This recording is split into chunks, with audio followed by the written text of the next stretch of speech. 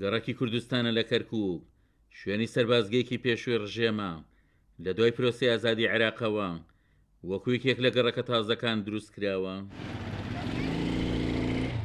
دانیشتوانی گەڕەکی کوردستان باسلە کەم و کوڕێ خزمەتگوزاریەکانی گەڕەکەیان دەکەن خوازیار ناوەڕێکی جددیانە لە داخوازیەکانیان بدرێتەوە. بەم چلەی هاوینە قڕ و چڵپا و خزمەتگوزاری زبڵ و خۆڵ و خاشاک و ئەم گەڕەکە چۆڵ بوو. ئەم گەڕەکە زیاتر لە چل لە سەدای خەڵکەکەی ڕۆیوە. خانوو سعری 6 ملیۆنە ئەیدەن بە 20 ملیۆن. من خۆم خانوم داوەتە 19 ملیۆن، خانوویەکی کامل. ئیدارەی کەرکووک بەڕاستی گەڕێکی کوردستان و گەڕەکە کوردیەکانی پشتگوێ خستووە، هەرچی پرۆژەیە بۆ خاری کەرکووک ڕۆیوە، هیچ خزمەتگوزاریە بۆ فەیلق نەهاتووە و هیچ پرۆژێکشمان بۆ نهاتووە و ڕێگاش نادەن هیچ پرۆژەیە بۆ کەرکووک بکرێت. بۆرە گەڕەکانی خوارو حیواستیت حی ئەسکەریت بڕۆ کاکە ئەڵی لوبنانە ئەمە فەرخوزدایی زۆرەکرێ، ئەمیش کەمتەرخەمی پەرلەمانەکانی خۆمانە.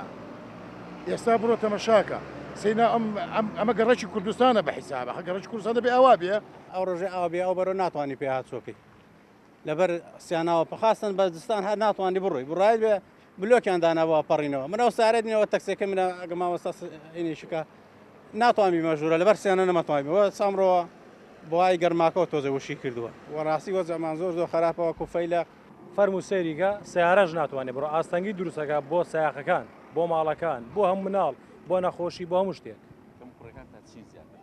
کەمەڕێکەکەمان کەمە کوڕی خزمەتگوزاری جادایە جادە ڕێسیەکان مەجاریمان نییە هیچمان نییە جادە ڕێسەکان هەمووی هەڵوەشاوەتەوە ینی زۆر بێ خزمەتگوزاری لە ڕووی ئاومان زۆر خراپە کارەبامان خراپە کرێ مۆری لەسەر ئەو خەڵکە فەقیر وەژارە گران کراوە بەڕاستی ئەوەی دیکە سیراع و ململانێشی نەتەوەیە لەگەڵ خەڵکی ئەم گەڕەکەی ئێمە و هەموو گەڕەکە کوردیەکان ئایکە کاندیدێکی هەوپەیمانی کوردستان جەخت دەکات ئەوردانەوە لە گەڕەکی یاوەرەکان لە پێشینی کارەکانیان دەبێت بۆ پەرلەمان ئەگەر متمانی جەماوەرەکەیان بەدەست بهێنن. گەڕێکی فەیلاق گەڕێکی بارودخانە ئەمانە کە دروست بووە سرە ڕایەوەی کە دروست بووە ئێستا بۆتە گەڕەک و خەڵکی لێژێ و کۆمەڵی خەڵکی لێژێت ئیدارەی ئێستا وای کردووە بە هیچ شێوەیەک نە پرۆژە نە خزمەتگوزاری نە دامەزراندن بۆ گەنجەکان دابین ناکە بۆم گەڕەکانە گەڕەکە کوردیانە هەوڵە دەین وەکو کاندید لە لیستی هاوپەیمانی کوردستان بچینە بەغدا بتوانین ئێمە لە ڕێگای یاسا و لە ڕێگای دەستورەوە لە ڕێگای پەرلەمانەوە ئەم کێشە چارەسەر بکەین.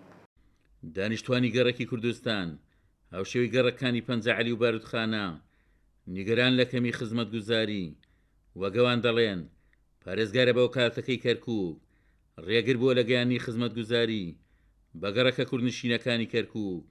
عومەر غەریب، کورسات نیوز، کەرکووک.